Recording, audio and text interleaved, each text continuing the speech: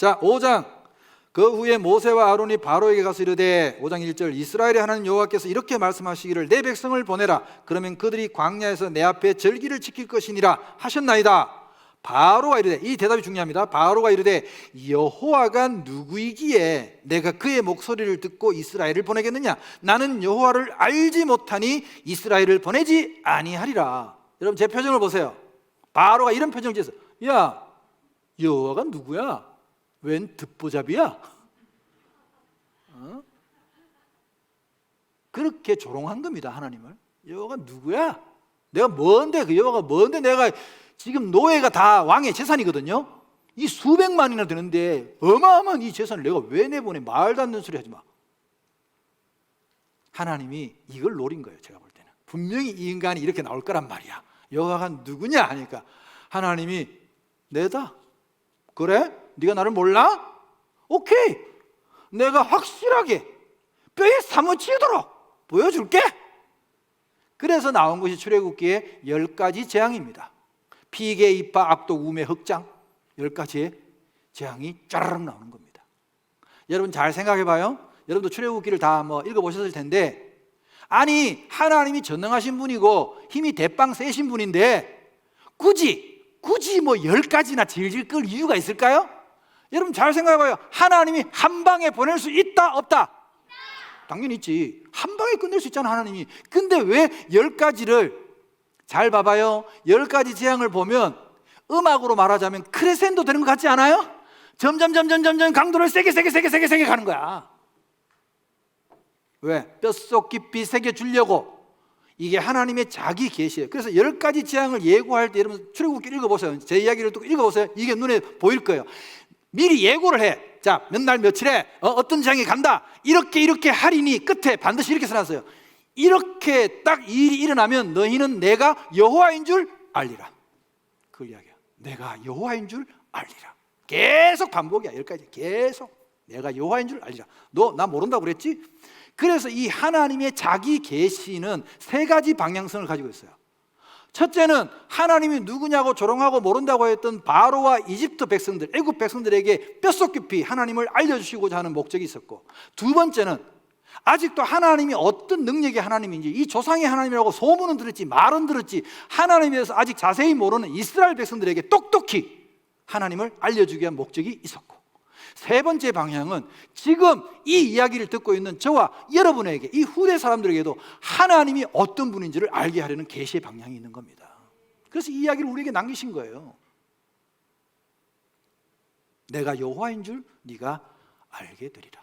자, 그래서 이제 나일강이 막 피로 물드는 것부터 시작해서 개, 이까지는 3가지 재앙까지는요 애굽의 그 마술사들이 흉내를 내요. 흉내를 내. 막 피도 빨갛게 막 팍 바꾸고 흉내를 내.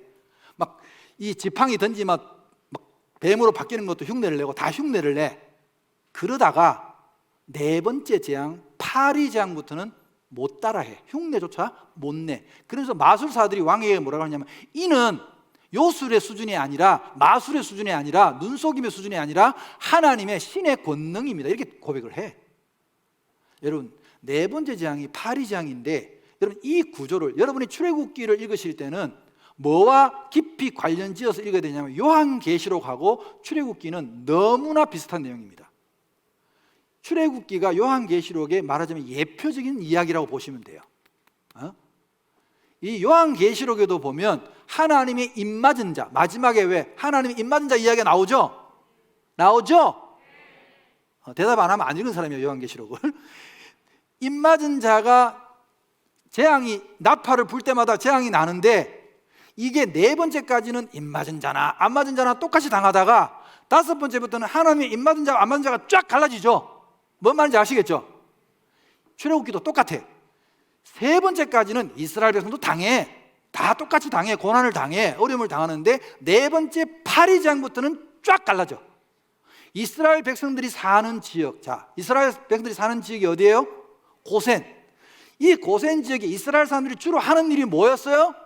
목축. 그러면 이 파리는 어떤 파리냐? 지금 우리가 아는 그 파리가 아니야. 그렇지. 채채파리. 너 어떻게 잘하니?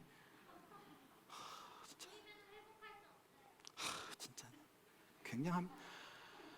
제가 영광입니다, 여러분. 굉장한 교회에 와 있습니다. 참 살다 제가 채채파리도 다 알고. 실제로 이 파리가 우리나라에도 있습니다, 여러분. 시골에 살아보신 분은 알아요. 소한테 들어붙어 가지고 피를 빨아먹는 파리가 있어요. 진짜 우리나라의 그 붉은 파리, 뻘건 입이 이만합니다, 진짜. 근데 이집트 파리는 이보다 훨씬 더 커요. 이따시만해, 진짜. 이래가지고 가축에 붙어가지고 피를 쭉쭉 빨아먹는 파리거든. 그러면 당연히 어디에 많아야 돼? 고센 땅에 파리가 많아야지, 당연히 목축하는 곳이니까. 근데 파리 새끼 한 마리 없어, 여기는. 다 파리들이 이제 애국 사람들한테 들어붙어가 빠니까 이건 너무 놀라운 일인 거죠. 그래가지고 뭐 나중에 재밌는 이제 읽어보시면 이제 우박재앙 내릴 때쯤 되면 이게 제가 재밌는 포인트를 여러분에게 좀 읽을 때 여러분 보시라고 제가 이야기해드린 거예요. 우박재앙을 이제 항상 뭘 해? 예고를 하잖아요. 예고를 하니까 이때쯤 돼갖고는 이제 그 이집트에 있는 사람들도 벌써 하나님을 믿는 사람이 생겼어. 뭔지 알겠죠? 바로의 신하들 중에서 모세가 이야기했다 하면 요 반드시 이루어지거든? 그래서 야 빨리 대피시켜. 그래서 들판에 있는 양들 이제 소들 다 이제 자기 집으로 대피시켰는데 그 중에도 또 교만한 애들 있잖아. 이 왕처럼 야 뭔 소리 헛소리 무슨 우박 내리면 내리는 거지. 그래서 말 안 듣고 대피 안 시킨 신하들 양 소는 들판에서 우박 맞아가 다 죽었어. 실제로 대피시켰다는 이야기도 있어요, 여기. 그러다가 이제 맨 마지막 클라이막스가 사람이든 가축이든 첫 번째 난 장자, 첫 번째 난 새끼, 첫 번째 난 아들은 하나님이 다 죽이겠다고 예언을 한 거예요. 6월절을 이야기 많이 들어보셨죠, 여러분? 하나님이 이렇게 명령하셨어요. 날짜를 이미 정해져 있으니까 그 전날 밤에 이제 아들이 죽는 그 전날 밤에 1년 된 수컷 양, 1년 된 양, 그리고 가장 큰 중요한 조건이 뭐냐 하면 흠 없는 양입니다. 이 흠 없는 양이라는 우리가 신학적으로 해석하면 죄 없는 양, 그렇게 해석할 수 있습니다. 여러분, 예수님을 가리켜서 우리가 뭐라고 부를까요? 어린 양이라고 부릅니다. 그것도 정확하게 성경에 6월절 어린 양이라고 나와 있습니다. 이 어린 양의 희생과 이야기는, 구약의 이 출애굽기 이야기는 예수님의 십자가의 사건을 그대로 미리 이야기한 겁니다. 예수님의 피가 바로 그 어린 양의 피죠. 그래서 그 어린 양을 잡아서 반드시 피를 문설주에다가, 문설주는 우리 이제 출입구, 현관 출입구라고 생각하면 됩니다. 거기 갖다가 피를 발라라. 여러분, 그냥 바르는 게 아니라 쳐발라야 됩니다. 그러니까 피가 살짝 뿌리는 게 아니라 피가 막 확 보이게, 막 벌겋게, 막 피 냄새가 진동하게끔, 눈에 확 뜨이게끔 발라라. 그리고는 너희들은 그 양고기 구워 먹고, 양고기를 구워 먹을 때 쓴 나물을 같이 꼭 먹어라. 그리고 무교병을 준비해라. 무교병이라는 건 병자는 떡병자입니다. 떡이야, 우리말 하면 떡이야. 떡인데 무교떡은 뭐냐 하면은 이 이스트, 누룩이 들어가지 않은 떡이에요. 이게 부풀리지 않는 떡이죠.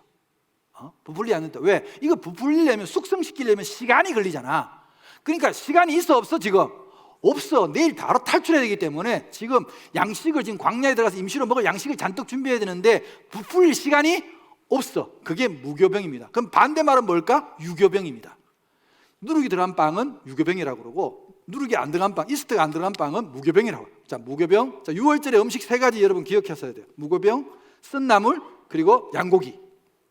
이거를 이제 식구수대로 잡아가지고 먹고, 여러분 십계라는 그 영화를 보시면 이 장면이 잘 나와요. 그래서 이스라엘 사람들은 그 피 발린 집 안에 얌전히 들어있어. 밖에 나가면 절대로 안 돼. 집 안에 다 들어있지. 그때 이제 하나님께서 죽음의 천사를 쫙 풀어가지고, 이집트 전역에 풀어가지고 가축이고 뭐고 싹 다 이제 첫 번째 난 걸 다 죽이는 거죠.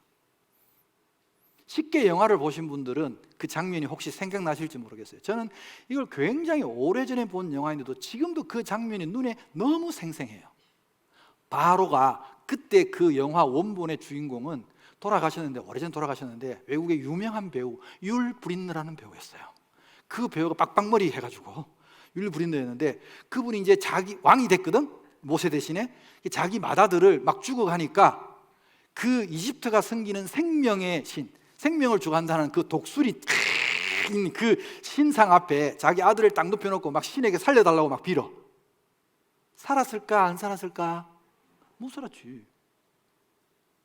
막 울부짖는 장면이 막 너무 눈에 생생해서 지금도. 그래서 죽음의 천사가 슉 오는데 그 영화에서는 아주 몇십 년 전의 영화인데도 그 당시에 벌써 컴퓨터 그래픽을 나름 사용했어. CG를 사용해가지고 음악이 깔리면서 이제 금은 안개 같은 연기 같은 게 나오다가 이제 집에 딱 들어갔는데 피가 싹 발린 집은 연기가 훅 넘어가. 그래서 피가 발린 집은 죽음의 천사가 넘어갔다고 해서 유월절이라고 해. 유월이라고 해. 그게 패스 오버 영어로. 월자가 월다마다 할 때 담을 넘다는 뜻이야. 그래서 죽음의 천사가 이 집은 넘어가고 피가 안 발린 집, 어린 양의 피가 안 발린 집은 나다가 쑥 들어가. 연기가 집 안으로 쑥 들어가면 조금 있다가 으악 누구야 하고 막 이제 울부짖는 소리가 막 나. 그때 그날 밤은 완전히 공포의 밤이었죠. 죽음의 천사가 싹 다 죽이고. 이쯤 되니까 바로가 도저히 못 견디고 야 몽땅 가. 아무 조건 없이 가. 그래가지고 이스라엘 백성들이 탈출하는데 이제 막 짐 싸고 가지고 있던 부동산하고 다 어떻게 처리했을까? 애국 사람들이 빨리 쫓아 보내려고 비싼 값 주고 사줬어. 여기까지 보태주면서 빨리 가라 그래가지고 전부 다 이제 끌고 탈출을 하는 거죠. 그러다가 하나님이 길을 이상한 데로 인도해. 이상한 데로 인도해가지고 막 오다가 급이 오다 보니까 앞에 홍해라는 바다가 턱 가로막혔는데 성경에 보면 이 바로가 보내놓고 정신이 하나도 없어. 그러다가 정신이 문득 들었는데 정말 너무 화도 나고 또 완악해져가지고 마음이 이게 재산이 얼마인데 얘들이 지금 약 200만 명, 150만 명에서 200만 명이 빠져나가면 나라 경제가 파탄이 날 판인데 이거 어떡하지? 또 신하들이 부추기죠. 재앙이 지나갔으니까 또 폐하 잡으러 갑시다. 그래가지고 왕이 또 특별병거라는 건 지금으로 하면 탱크 부대 말이 앞에 끄는 전차 있죠? 그걸 또 600 다 그냥 전군 다 긁어 모은 거야. 진짜 난립한 병거만 몰고 잡으러 가자. 왜? 유대인들이 아무리 수가 많아도 여기는 오합지졸이거든. 군사훈련을 전혀 받은 적이 없는 노예들이란 말이에요. 그러니까 이 완전히 말하는 해병대 같은 특공대니까 얘들은 다 죽일 수 있다 해가 쫓아간 거죠. 마차를 몰고 그 보면 막 영화에 보면 막 마차 팍 앞에 홍해가 가로막혀 있어. 자, 14장 넘겨보세요. 14장에 오니까 3절 바로가 이스라엘 자손에 대하여 말하기를 그들이 그 땅에서 멀리 떠나 광야에 갇힌 바 되었노라 하니라. 사실 이것도 웃기는 게 여러분 그 이제 지도를 한번 보시면 이게 나일강의 모습이에요. 나일강 쪽 사진이고 여기가 이제 그 고센 유적지입니다. 비돔, 람셋 그게 이제 고센 지역이거든요. 아주 유적지가 지금도 발굴 중이에요. 이거 제가 갔을 때 찍은 사진이에요. 이건 제가 지금도 그게 보면 왜 이스라엘 백성들이 국고성 비돔과 람셋을 건축했다 그랬잖아요. 그 성들이에요. 그 성들이고 지금도 뭐고 이제 벽돌 좀 있으면 이제 벽돌 그 나오는 장면도 나올 거예요. 벽돌을 만드는 장면이 그 당시 옛날에 벽돌을 만드는 장면이고 모세는 이제 이 홍해에 이렇게 부닥친 거죠. 딱 막혔어. 앞에는 바다, 뒤에는 바로의 군대가 쫓아온대. 그러니까 이제 뭐 완전히 갇힌 모습이 됐죠. 그때 하나님께서 모세에게 이렇게 이야기합니다. 백성들이 이제 막 모세를 원망하죠. 11절 14장 11절 그들이 또 모세에게 이르되 애굽에 매장지가 없어서 당신이 우리를 이끌어내어 이 광야에서 죽게 하느냐? 어찌하여 당신이 우리를 애굽에서 이끌어내어 우리에게 이같이 하느냐? 우리가 애굽에서 당신에게 이런 말이 이것이 아니냐? 이러기를 우리를 내버려 두라. 우리가 애굽 사람을 섬길 것이라 하지 아니하더냐? 애굽 사람을 섬기는 것이 광야에서 죽는 것보다 낫겠노라. 하여튼 이 대중들은 간사해. 나올 때는 언제고 좀 잘못되니까 또 돌아가자 그러고 왜 우리를 끌어내냐고 또 원망을 하죠. 참 나는 모세가 이때부터 고생길 시작이야. 이런 백성들을 왜 끌고 왔는지 참. 모세가 13절 백성에게 이르되 너희는 두려워하지 말고 가만히 서서 참 중요한 말입니다. 가만히 서서 여호와께서 오늘 너희를 위하여 행하시는 구원을 보라. 너희가 오늘 본 애굽 사람을 영원히 다시 보지 아니하리라. 왜? 여호와께서 너희를 위하여 싸우시리니 너희는 가만히 있을지니라. 여러분, 그래서 성경에 보면 전쟁은 누구에게 속한 거예요? 하나님께 속한 거예요. 할렐루야. 전쟁은 하나님께 속해. 너희들은 가만히 있어. 기도해. 나를 믿고 신뢰해. 그러면 내가 싸울게. 내가 다 이겨줄게. 그러면서 하나님께서 15절에 여호와께서 모세에게 이르시되 너는 어찌하여 내게 부르짖느냐? 이스라엘 자손에게 명령하여 앞으로 나아가게 하고 나가라. 나를 믿고 지팡이를 들고. 여러분, 이 지팡이가 누구의 지팡이입니까? 그렇죠, 하나님의 지팡이죠. 지팡이를 들고 손을 바다 위로 내밀어라. 지금 모세가 지금 내밀고 있잖아요. 바다 위로 내밀어 그것이 갈라지게 하라. 이스라엘 자손이 바다 가운데서, 여러분 중요한 게 젖은 땅 아닙니다. 무슨 땅입니까? 마른 땅입니다. 마른 땅으로 행하리라. 여러분, 이 장면을 우리가 흔히 모세의 기적이라고 부르고, 그리고 우리나라에서도 뭐 가끔 뭐 TV에 모세의 기적 뭐 이런 이야기 뉴스에 나오잖아요. 여러분, 그거 모세의 기적 아닙니다. 그런 거 아니에요. 그 뭐야, 썰물 때 나가가지고 바닷물이 빠져가지고 가는 거 아니야. 여러분, 그런 걸로 착각하시면 안 됩니다. 모세가 지팡이를 내밀었을 때 성경을 제대로 안 읽으신 분들은 착각해가지고 딱 내밀자마자 바다가 쩍 갈라진 걸로 생각해요. 아니에요. 성경을 보면 모세가 지팡이를 내밀고 있으면 밤새도록, 성경에 밤새도록 동풍이 불어서, 그래서 물을 가르고 바닥을 마르게 한 겁니다. 왜? 말라야 사람들이고 짐이고 건너니까. 그렇게 해서 바다가 밤새도록 갈라지고, 성경에 보면 물벽을 쌓았다 그랬어요. 물벽. 뭐 말인지 알겠어요? 표정들이 뭔 말인지 잘 모르는구나. 그래서 제가 사진을 준비했습니다. 여러분들이 보시라고. 이런 모습이죠. 응? 물벽이. 사실 제가 이 그림은 별로 마음에 안 들어요. 왜? 물이 너무 질서정연하잖아. 공포심이 안 들어. 이 사이로 지나는 게 여러분 얼마나 큰 믿음을 가져야 지나갈 수 있느냐. 자, 다음 사진 제가 현대판으로 좀 바꿔봤어요. 자, 이런 사진은 어때요? 이제 좀 실감 나요?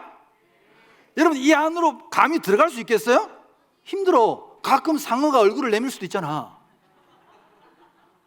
여기는 홍해니까 상어도 있단 말이야, 여기.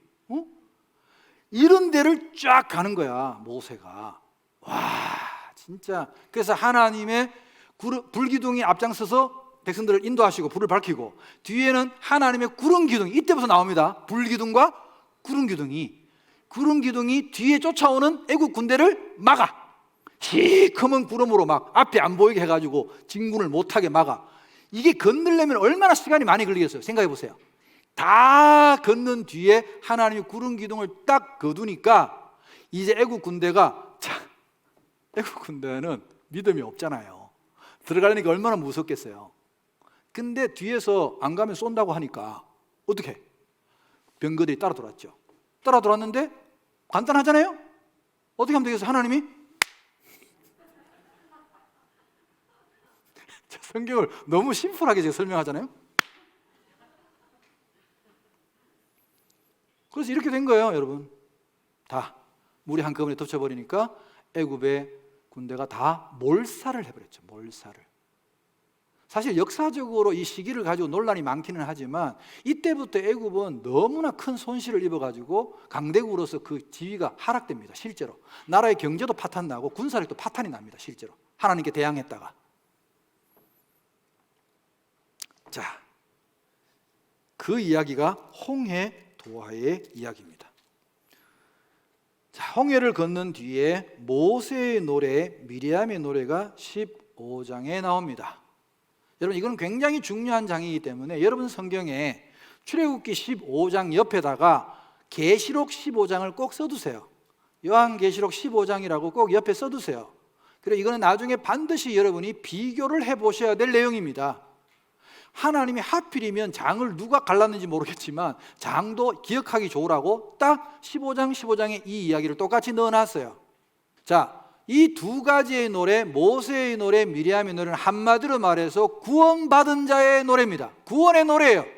노래는 간단합니다. 여러분 저를 봐요. 나중에 집에 가서 성경을 읽고, 지금 시간이 없어요. 모세가 하나님의 구원을 노래하는 거예요. 미리암도 와가지고 거들어 같이 소고치고 춤추면서 노래의 내용은 우리의 구원자 하나님, 원수를 바다에 빠뜨리시고 우리를 구원하신 하나님, 할렐루야. 노래하는 거. 구원의 노래, 구원의 노래. 자, 구원의 노래가 구약에는 뭐가 있다고? 모세의 노래, 미리암의 노래. 요한계시록 15장에 가면 휴거한 사람들이 붉은 유리바다를 건너고 난 뒤에 하나님의 나라에 들어간 사람들이 부르는 노래가 모세의 노래, 어린 양의 노래, 두 가지 노래가 나옵니다. 여기에 공통분모가 뭐죠? 모세의 노래라는 이 공통분모, 교집합이 나옵니다. 그래서 이거를 하나님 여기다 힌트를 심어 놓으셨어요. 홍해는 무슨 바다입니까? 빨간 바다. 네. 그래서 이 요한계시록 15장에도 붉은 유리바다로 나옵니다. 유리자만 빼면 무슨 바다야? 붉은 바다지 뭐. 이것도 다 이유가 있는 겁니다. 나중에 요한계시록 할 때 좀 더 자세히 설명할 텐데 미리 제가 힌트를 여러분에게 한 가지 심어 놓는 겁니다. 장치를. 자, 15장 옆에 요한계시록 15장 꼭 기록을 해 놓으십시오. 자, 이제 출애굽기가 거의 끝나갑니다, 여러분. 이제 출애굽의 과정을 이야기했어요. 이제 6월절 홍해 도하까지 제가 설명을 했어요. 자, 출애굽의 그러면 목적은 뭐냐? 하나님이 이스라엘 백성들을 출애굽시키신 목적은 뭐냐? 자, 19장을 가겠습니다. 19장. 중간에 있는 이야기는 왜 안 하세요? 그거는 민수기 할 때 제가 같이 한꺼번에 하겠습니다. 왜냐하면 민수기 때 같이 연결해야 재밌는 이야기가 되니까. 자, 19장을 가보세요. 19장 5절 보겠습니다. 자, 이제 홍해를 건너서 노래 부르고 광야로 드디어 들어갑니다. 그래서 시내산이라는 곳에 이르러요. 그 시내산에서 하나님께서 모세와 이스라엘 백성들에게 출애굽의 목적을 이야기하십니다. 내가 너희를 끌어낸 목적을 이야기하십니다. 자, 5절, 6절을 보겠습니다. 세계가 다 내게 속하였나니 너희가 내 말을 잘 듣고 내 언약을 지키면 너희는 모든 민족 중에서 내 소유가 되겠고 너희가 내게 대하여 제사장 나라가 되며 거룩한 백성이 되리라. 너는 이 말을 이스라엘 자손에게 전할지니라. 아멘. 이 출애굽기 19장 5절 6절의 말씀은 구약 전체의 축이 되는 말씀입니다. 중심축이 되는 말씀입니다. 굉장히 중요한 말씀입니다. 이건 신약까지 이어지는 사상인데 중요한 단어가 제사장이라는 단어입니다. 제사장. 하나님이 이스라엘을 어떤 나라로 만들기를 원하신다고요? 제사장 나라. 제사장이란 존재는 뭘까요? 여러분, 이때까지는 제사장이란 제도가 있었어요, 없었어요? 없었어요. 아직 레위기가 세워지고 율법이 정확하게 세워진 때가 아니었어요. 그럼 제사장이라는 개념은 뭘까? 쉽게 말하자면 하나님과 죄인 사이를 연결하는 역할을 하는 도구예요. 그게 제사장이에요. 여러분, 우리 예수님은 소위 말해서 세 가지의 중임, 세 가지 직임을 다 갖고 계세요. 예수님은 우리의 왕이시고, 예수님은 참 선지자라고 하고 선지자이시고, 또 뭘까요? 대제사장이세요. 예수님 우리의 제사장이세요. 그러면 우리도 예수님의 제자는 다 뭐냐? 다 제사장들이에요. 신약 시대는 그래서 우리가 만인 제사장 시대라고 합니다. 실제로 여러분, 신약에 보면 이 하나님은 이 이스라엘 사람들을 제사장 나라로 삼으려고 했어요. 전체를 다 제사장 나라로 삼으려고 했어요. 이유가 뭐냐? 이 이스라엘이라는 나라를 통해서 하나님을 전하고 하나님을 소개해서 하나님을 알지 못하는 민족이 그 당시 다 아니야, 다 전부 아니야. 이 민족들을 다 하나님께로 인도하게끔, 하나님을 알게 하게끔 하는 역할이 제사장이야. 한마디로 말하면 중재자죠, 중재자. 하나님과 죄인 사이에 그 역할을 맡기기를 원하셨어요, 하나님이. 근데 조건이 뭐냐? 너희가 내 말을 잘 따라야 된다. 내가 너희하고 약속한 이 계명을 잘 지켜서 내 뜻대로만 하면 내가 너희들에게 말로 다할 수 없는 복을 쏟아 부어줘서 너희들을 이 세계 속에 빛나는 나라로 만들어 줄 것이다.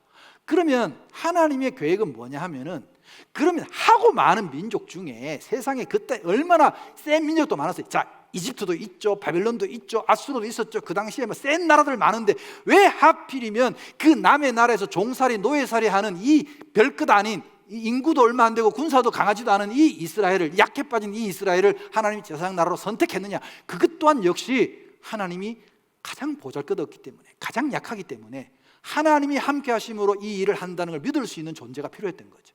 여러분, 센 사람을 하나님이 잘 안 택하시는 이유가 있어요. 센 사람은 뭔가 일을 시켜서 일을 이루면 다 뭐라 그래요? 내가 잘난 줄 알아, 내가 한 줄 알아. 그래서 하나님이 약한 자를 들어 쓰시는 거예요. 약한 자들은 내가 이거 할 수 없는 일인데, 도저히 내가 이게 감이 아닌데, 근데 누가 해주셨다는 거야? 하나님이 해주셨다는 거야. 그걸 위해서 이 이스라엘을 선택하신 거예요, 하나님이. 오늘 우리에게도 성경은 분명하고도 똑똑하게 너희는 제사장이 되라고 명령하고 있습니다. 왜냐하면 이스라엘은, 그러면 자, 이제 뒷이야기까지 다 전체적으로 이야기해 봅시다. 이스라엘은 이때 하나님의 제사장 나라로 임명받았는데, 역사적으로 성경을 여러분이 다 알고 배우셨으니까 이스라엘은 제사장 나라 역할을 잘했나요? 못했나요? 못했죠. 못했어요. 그래서 로마서 9장에서 11장 사이를 보면 바울이 이걸 어떻게 이야기해요? 너희가 하나님께 선택받은 제사장 나라요, 참 감람나무였는데, 진짜 올리브 나무였는데 너희가 제사장 역할을 못하니까 하나님이 어떻게 했다고? 잘랐어요. 잘린 거야. 잘리고 거기에 돌 감람나무였던, 원래 제사장이 아니었던 수많은 이방의, 우리를 포함해서, 기분 나쁘게 생각하지 말고, 우리를 포함해서 돌 감람나무, 우리를 거기다가 접붙였다고 로마서에 나와 있단 말이에요. 그래서 우리가 예수님 덕분에 우리가 다 뭐가 된 거야? 제사장이 된 거야. 할렐루야. 그래서 성경은 예수님은 대제사장이라고 하고 우리는 다 제사장이라고 하는 거예요. 아멘. 증거를 보여드릴게요, 여러분. 자, 신약 성경 베드로전서 2장을 찾겠습니다. 자, 베드로전서 2장 4절부터 보겠습니다. 4절부터. 베드로전서 2장 4절부터. 사람에게는 버림바가 되었으나 하나님께는 택하심을 입은 보배로운 산돌이신 예수께 나아가 너희도 산돌같이 신령한 집으로 세워지고 예수 그리스도로 말미암아 하나님이 기쁘게 받으실 신령한 제사를 드릴 거룩한 제사장이 될지니라. 아멘. 2장 9절, 베드로전서 2장 9절. 그러나 너희는 택하신 족속이요 왕같은 제사장들이요. 여러분, 제사장이 아니 들이요, 복수로 쓰여졌죠. 거룩한 나라요 그의 소유가 된 백성이니 이는 너희를 어두운 데서 불러내어 그의 기이한 빛의 구원이죠, 빛에 들어가게 하신 이의 아름다운 덕을 선포하게 하려 하심이라. 제사장의 사명입니다. 너희가 전에는 백성이 아니더니, 너희가 전에는 제사장이 아니더니 이제는 하나님의 백성이요 하나님의 제사장이요, 전에는 긍휼을 얻지 못하였더니 이제는 긍휼을 얻은 자니라. 아멘. 이게 지금 현재 저와 여러분의 정체예요. 정체성이에요. 여러분, 옆 사람에게 한번 축하해 줍시다. 당신은 제사장이십니다. 당신은 하나님의 제사장이십니다. 아멘. 여러분, 이것이 그 유명한 시내산 언약입니다. 하나님께서 시내산에서 이스라엘 백성들과 맺었던 언약의 내용입니다. 여러분, 여기에서 두 가지 중요한 단어가 나옵니다. 구약에서 하나님이 가장 사랑하시는 히브리 단어가 두 가지가 있습니다. 하나는 너는 내 소유라 할 때 소유라는 단어입니다. 이걸 히브리 말로 세귤라라고 합니다. 세귤라. 너는 내 소유라는 건 우리가 사랑하는 사람끼리 되면 너는 이제 내 거야 하는 그런 의미입니다. 넌 내 거, 내 소유라는 말은 나쁜 의미의 소유가 아니라 너무나 사랑스러운 단어입니다. 너는 내 세귤라야. 그리고 너는 이제부터 내가 선택한 나의 백성, 내 백성, 내 백성이라는 그 단어가 중요합니다. 내 백성이라는 말이 나중에 어마어마하게 나옵니다. 구약 성경에. 그 단어는 암미라고 합니다. 암미. 그래서 호세아가 낳은 아들 중에 로암미라는 애가 있습니다. 로는 부정접두어입니다. 영어로 NO, 노에 해당합니다. 너는 내 백성이 아니다는 뜻입니다. 하나님이 얼마나 사랑하는 단어인데, 세귤라 암미. 너는 내 거고 너는 나의 백성이다. 그게 하나님의 약속이고 하나님의 사랑의 표현이었습니다. 자, 그리고 이제 마지막 주제가 이 시내산에서 언약을 맺고 뭐 중간에 여러 가지 뭐 이야기가 있습니다만은 마지막에 이제 사실은 출애굽기에서 가장 긴 이야기가 성막 건축 이야기입니다. 25장부터 40장까지 어마무시하게 긴 이야기가 성막 건축과 관련된 이야기입니다. 우리가 성경 통독을 하다가 제가 그랬죠? 창세기 통과해서 출애굽기 잘 읽다가 여기만 오면 자빠집니다. 아이고 뭔 집을 이렇게 오래 짓는디야. 몇 규비 청색실, 자색실, 홍색실이 나오면 막 같이 어지러워가지고 내 마음도 자빠지고. 내가 어떻게 통과하라 그랬어요? 내 집 짓는다 생각하시고, 내 집 짓는 이야기다 생각하시고 여러분 읽으셔야 돼요. 자, 그래서 요거를 간단하게 제가 그림으로 쫙 보여드릴게요. 사진으로. 이제 모세 이게 언약궤 받는 모습이 나오고, 모세가 내려올 때 막 얼굴이 너무 빛나가지고 막 수건 가린 이야기도 중간에 있어요. 이런 거 여러분이 한번 읽어보세요. 자, 성막을 간단하게 설명하고 오늘 마칠게요. 자, 성막 이겁니다, 여러분. 이게 성막이에요, 여러분. 이렇게 보니까 잘 모르겠죠. 한 가지 사진을 더 선명하게 한번 보여드릴게요. 자, 가운데 있는 게 이게 성막인데, 저 앞에 있는 부분이 이제 제단 뜰입니다. 번제단이 있고 물동이 있는 걸 말하자면 마당이에요. 마당이고, 저게 이제 건물이 이제 텐트가 있어요. 텐트가 있는데 딱 들어가는 사람 입장에서 오른쪽에 떡상, 진설병상이 놓여 있고, 왼쪽에 금촛대가 놓여 있고, 맞은편에 분향단이 놓여 있고, 두꺼운 커튼이 쫙, 그걸 휘장이라고 해요. 휘장이 가려져 있어요. 휘장의 두께는 한 뼘 정도 됩니다. 염소 틀로 만든 실로 짠 건데 한 뼘이나 되기 때문에 이거는 양쪽의 귀퉁이를 잡아 매가지고 황소가 잡아 당겨도 안 찢어지는 강도입니다. 어마무시한 강도로 휘장이 쳐져 있고, 이 휘장 넘어서 있는 것을 지성소라고 합니다. 지성소는 아무나 들어갈 수 있다 없다? 없다. 누구만 들어가죠?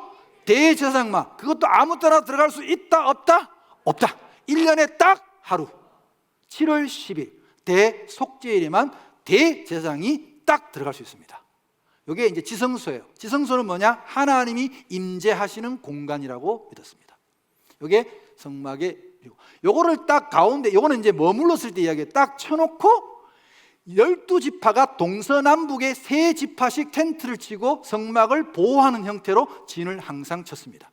행군할 때는 어떻게 하느냐? 텐트 접고 성막 다 접어가지고 가운데에 성막을 놓고 앞에 6지파가 서고 뒤에 6지파가 호위하면서 가운데는 성막 메고 가운데 딱 이렇게 행진하고, 갈 때나 머물렀을 때나 항상 성막은 중심에 가운데에 있게 했습니다.